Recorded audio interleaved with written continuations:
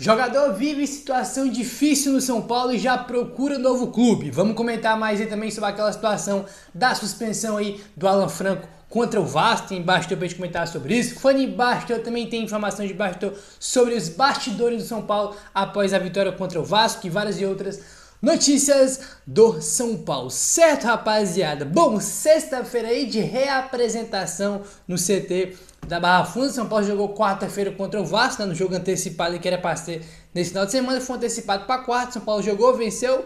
Quinta-feira foi dia de folga para os jogadores e hoje, sexta-feira, todo mundo se reapresenta aí na Barra Funda para iniciar, primeiro se recuperar, né, aí do jogo de quarta-feira e logo depois iniciar a preparação para o jogo contra o Criciúma, que é no próximo sábado, né, no próximo sábado.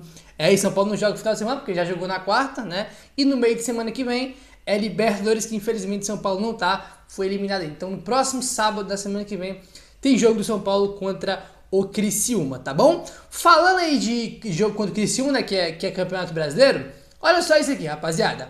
Mais pontos e mais gols. São Paulo supera com folga campanha de 2023 no Brasileirão. Olha só isso aqui, ó. De fato, a campanha do São Paulo em 2024 é superior em todos os aspectos ao que fez o time no Brasileirão do ano passado. Ó, tem uma comparação que é muito interessante. Lembrando que tá, esses números aqui são até a 30ª rodada, tá? 30 rodadas aí, porque, né?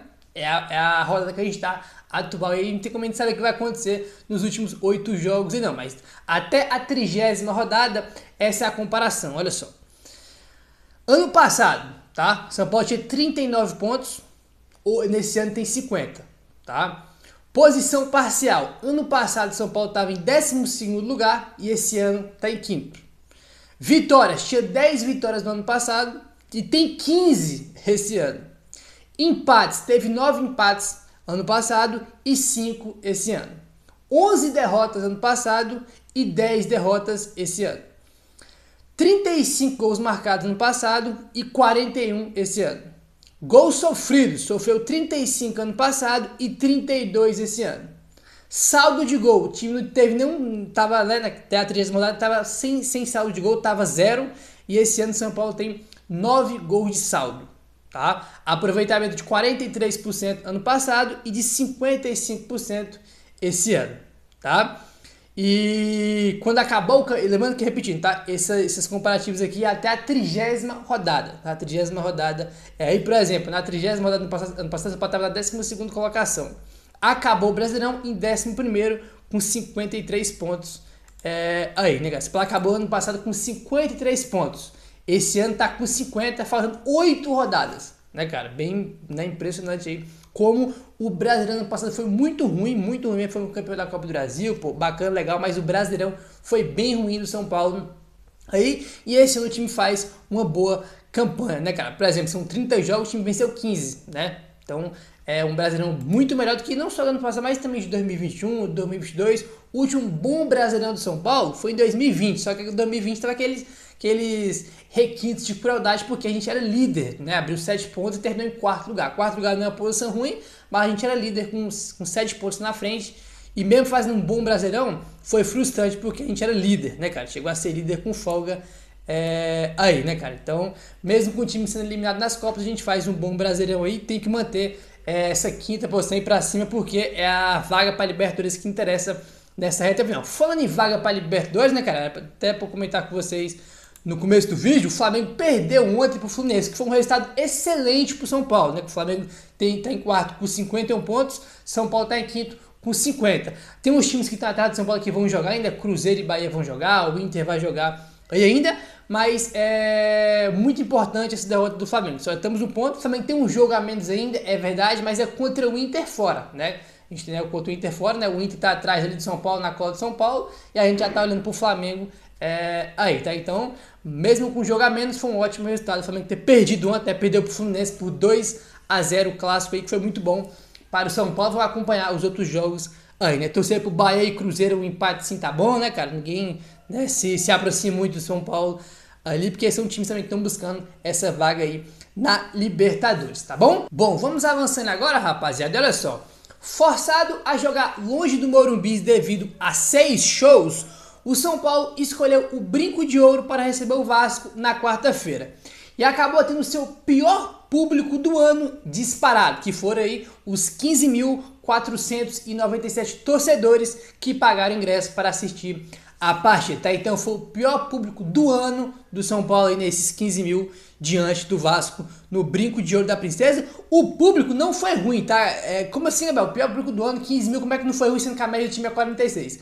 Lembrando que lá no estádio do Guarani, no Brinco de Ouro, foram liberados para São Paulo, para a torcida do São Paulo foi 16 ou foi 17 mil, tá, pô? Liberou 16 e 17, tu põe 15, né? Então um ótimo público aí, baseado, evidentemente, no que tem de ingresso liberado, né? Óbvio que é bem menos, bem inferior à média do São Paulo, que é 46 mil no ano, né? Contando todas as competições aí. Esse é o menor público do São Paulo desde o jogo contra o Bragantino na Vila Belmiro, tá? No passado São Paulo jogou, foi São Paulo e Bragantino, São Paulo venceu por 1-0, gol do Erisson de pênalti, né? Foi na Vila Belmiro aí, porque também estava tendo shows no Morumbi. Na Vila Belmiro teve 11.948 torcedores, tá?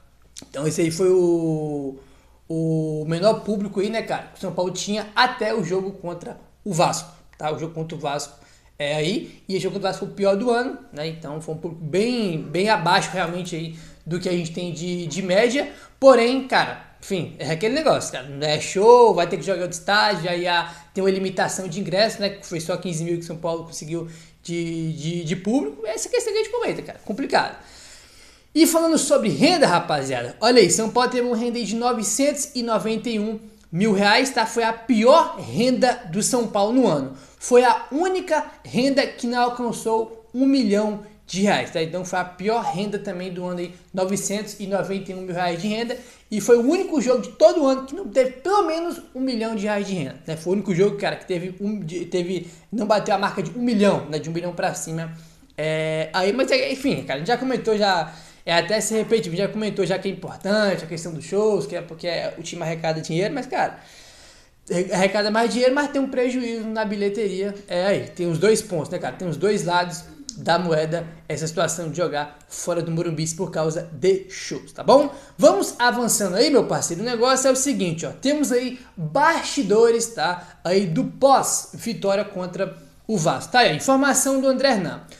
Luiz Ubeldia parecia mais carregado antes do jogo e saiu leve e com o nome gritado pela torcida, rapaziada. Olha só, a mudança no clima do São Paulo foi de água para vinho. O que me chamou a atenção, e aí entra muito nessa questão do bastidor, do olhar que eu tive antes do jogo, é que o Zubeldia é sempre muito participativo nas ações, no aquecimento, na preparação, na conversa com os seus auxiliares. No jogo, de fato, ele não mudou o jeitão dele, só que era um Zubeldia um pouco mais preocupado no semblante. Você sentia ali o olhar um pouco mais carregado, mais cuidadoso, mais fechado. Então ele estava preocupado. Era um clima carregado, um clima diferente. Quando sai a escalação do Vasco, com Payet e Felipe Coutinho, eu estava próximo à diretoria. O Casares estava com os diretores numa roda de conversa ali.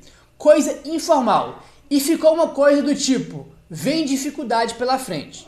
Só que sai o gol com poucos minutos do primeiro tempo. E o São Paulo se solta mais, fica mais confiante, é mais veloz, consegue construir o resultado. É um outro São Paulo e um outro clima no final. A torcida gritou o nome do Zubeldia, o Zubeldia responde, os jogadores saem felizes. Do aquecimento para a descida do vestiário, o ambiente do São Paulo vai totalmente da água para o vinho. Foi um São Paulo diferente, um São Paulo que o resultado ajudou demais a voltar para os trilhos. Informação do André Hernan aí, tá? Então, isso aqui é interessante que ele fala que ele via antes do jogo, o André Hernan estava lá no Brinco de Ouro, né? Ele foi repórter, ele estava lá assistindo o jogo, estava lá do lado do Zubeldia, vendo todos os bastidores ali, e aí ele traz isso aí que é interessante, né, cara? Que você vê que ele via ele um olhar mais preocupado, estava mais tenso, mais preocupado ali, evidentemente por todo o clima que tava, né, cara? Pô, o time fez 2 eliminações, fez aquele jogo terrível contra o Cuiabá. É informação aí de que a diretoria não gostou disso do Zubeldia, não gostou que ele fez aquilo, que não gostou daquilo. Se o Boca vir, os caras não vão fazer força para manter o técnico, né, cara? 1 milhão de coco que sai em relação a ele aí. E ele tava, evidentemente, mais tenso, mais preocupado ali. E o André traz que, cara, antes do jogo, né, cara, quando os jogadores estão entrando ali no campo, E o pós, né, o clima ali, mano, mudou literalmente da água pro vinho, porque o futebol é assim, velho. Tu ganha, tu tem uma sequência ruim, é eliminado, porra, parece que acabou tudo. E quando tu ganha, tu joga bem, cara, evidentemente com o astral, o clima muda totalmente. E assim é o futebol, cara. Assim é o futebol, é um jogo após o outro. E tá aí, bastidores que o André Hernan trouxe sobre essa... Bastidores pós-vitória, né, cara? E trouxe um antes aí também contra o Vasco da Gama na quarta-feira. E é importante o time não só vencer, né, cara? Jogou bem 3-0, podia ter sido mais, para dar uma apaziguada, aí o time voltar a vencer, ter uma boa atuação e, evidentemente, esquecer um pouco aquele jogo bizarro, ridículo contra o Cuiabá e para dar mais confiança pro técnico, né, que vem sendo muito questionado aí, não só por alguns torcedores, né, eu falo alguns porque a maioria tá com ele, e também pela diretoria do São Paulo, né, que tá fazendo todo esse processo ridículo de fritura em ação. Até que tinha a situação do Galopo também, né, que deixa tudo mais tenso ali, que eu acabei não comentando, e tudo mais, tá bom? Informação aí do Rafael Emiliano, rapaziada, sobre ainda a situação do Alan Franco, olha só. Bastidores. Falta de clareza do STJD tirou Alan Franco de vitória sobre o Vasco e irritou o São Paulo. Olha só. O jogador acabou julgado no dia 30 de setembro, quando o tricolor já havia sido eliminado pelos mineiros na Copa do Brasil e acabou pegando um jogo de suspensão. Um jogo seria cumprido pelo jogador no primeiro jogo contra o Atlético. Essa foi a dúvida do Departamento Jurídico do São Paulo, que procurou o STJD para tirar a dúvida em duas ocasiões, no dia 10, né, desse mês, e também na quarta-feira, no dia do jogo. Nas duas, a resposta foi a mesma. Alan Franco teria que cumprir mais um jogo. Os advogados do São Paulo, que por precaução recomendaram que o Alan Franco não entrasse em campo e foram atendidos para poder evitar maiores problemas. Nos bastidores, é mais um episódio tratado como desrespeito ao clube do Morumbis por sua diretoria, que se sente vítima das arbitragens. É o segundo episódio polêmico com o STJD envolvendo o São Paulo, que viu na semana passada o STJD retirar por unanimidade o pedido de anulação do jogo contra o Fluminense, tá? Então, o São Paulo tratou aí, né, cara? A diretoria tratou com uma falta de respeito essa situação aí do Alan Franco, que foi julgado no dia 30 de setembro, pegou mais um jogo, e o que o São Paulo recebeu foi o seguinte: Alan Franco teria que cumprir mais um jogo. Aí o São Paulo não sabia se, tipo assim, esse jogo contra o Vasco, eu posso colocar ele porque é pelo Brasileirão, ou ele tem que cumprir só no ano que vem, na próxima Copa do Brasil, 2025, né? Porque ele foi expulso contra o Goiás na Copa do Brasil, né? Então, ele pode jogar no Brasileirão e cumprir ano que vem na Copa do Brasil, ou ele tem que já cumprir no Brasileirão, se na outra competição? Aí ficou essa dúvida, aí o STJD vai lá e responde que ele tem que cumprir um jogo só. Aí, por precaução, o São Paulo preferiu tirar ele aí do jogo e acabou que ele não jogou aí contra o Vasco, né, cara? Tipo, cara, o STJD, a CBF, cara, é ridículo, né, velho? Tipo assim, além deles ser ruins, né, em tudo que eles fazem, né, cara, bizarro aí, né? O STJD que acabou, inclusive, de, né, os auditores lá votaram 9-0 para uma anulação do jogo e confirmaram que teve erro de direito e ninguém votou a favor da anulação do jogo. Né, teve a questão do árbitro que pegou 15 dias de suspensão, depois teve o efeito suspensivo. Tipo assim, ridículo o que eles fazem, né? E eles ainda conseguem polemizar, piorar tudo, né, cara? Que é uma falta de comunicação. Pô, informa lá, o Alan Franco pegou mais jogo de suspensão e o próximo jogo já ele não vai poder jogar, que seria o jogo contra o Vasco, né? Ou não, ele pode jogar o Brasileirão e na Copa do Brasil do ano seguinte, 2025, ele vai ter que cumprir porque foi a competição que ele foi expulso. Os caras não deixam nada claro, fica tudo meio confuso, né, cara? É bizarro, cara. Além dos caras ser ruim, cara, a má vontade que eles têm aí é incrível. Tipo assim, incrível, né, cara? Incrível aí. Informação aí do blog do São Paulo, rapaziada. Olha aí, sobre o Galopo. O São Paulo está disposto a negociar o meio-campista Juliano Galopo na janela. Mas o contrário do que toda hora sai, por enquanto, nada chegou na mesa do São Paulo. O blog do São Paulo já informou algumas semanas atrás que o clube liberou o Galopo para buscar um novo clube em 2025, com a intenção de recuperar parte do investimento feito. A gente também comentamos essa situação que o blog do São Paulo trouxe, que o São Paulo já tinha, né, cara, liberado aí o Galopo e teve os empresários do Galopo para buscar um novo clube, né, para ele jogar em 2025. Aí o São Paulo está disposto a negociar e ele já está buscando um novo time aí. O jogador chegou a receber propostas na última janela e expressou seu desejo de ser mais protagonista e discutiu o assunto com o Zubeldia. Ainda assim, a possibilidade de uma troca entre Galopo e o defensor Enzo Dias do River, novo boato, não está sendo tratada neste momento. Isso aqui é um ponto interessante, é porque ele teve proposta na janela do meio do ano, né, do Rosário, do Boca, São Paulo recusou, ele ficou. E depois teve algumas especulações, alguns boatos aí de que ele estaria sendo trocado com o River Plate pelo Enzo Dias, que é o lateral esquerdo do River, mas isso aí não está sendo tratado, não procede isso aí não, tá bom? O Galo tem enfrentado um período difícil no São Paulo, perdendo espaço na equipe e não sendo relacionado para alguns jogos recentes. A diretoria de São Paulo enxerga a transferência como oportunidade de valorização e de retorno financeiro, tá? Enquanto a atleta busca um clube onde possa ter mais minutos e protagonismo, tá? Então é isso, cara, ele joga muito pouco, aí São Paulo já teve... Eu acho que ele vai ser negociado porque é o seguinte, ele já teve propostas e o São Paulo recusou, né? Acabou que não deu negócio ali pra ele poder sair. Aí depois das propostas, cara, tipo assim, a situação dele só piorou, porque depois que ele recusou as propostas, que o São Paulo recusou as propostas, ele ficou vários jogos sem sequer pro banco, né? Sem nem foi relacionado. Então a situação dele, desde as propostas pra cá, só piorou, né, cara? Então é muito provável que ele seja vendido, negociado na próxima janela aí, a não ser que ele comece a jogar, comece a ter oportunidade de jogar pra cacete, aí muda tudo, né? Mas acho improvável isso acontecer, ele realmente deve ser negociado. São Paulo já liberou ele para buscar um novo clube, os empresários buscar um novo clube, e o São Paulo também enxerga que é uma oportunidade para negociar e conseguir um retorno financeiro, né, cara? Conseguir recuperar pelo menos uma parte do investimento que foi feito no jogador, ainda mais agora numa época de vacas magras que tem teto de gasto, vai gastar muito menos, contratar menos.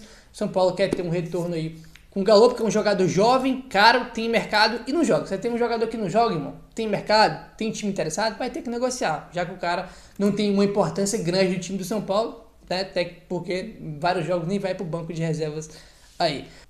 Enfim, meu parceiro, dá aquela moralzinha, se inscreve no canal, deixando o seu like, valeu, tamo junto e saudações tricolores.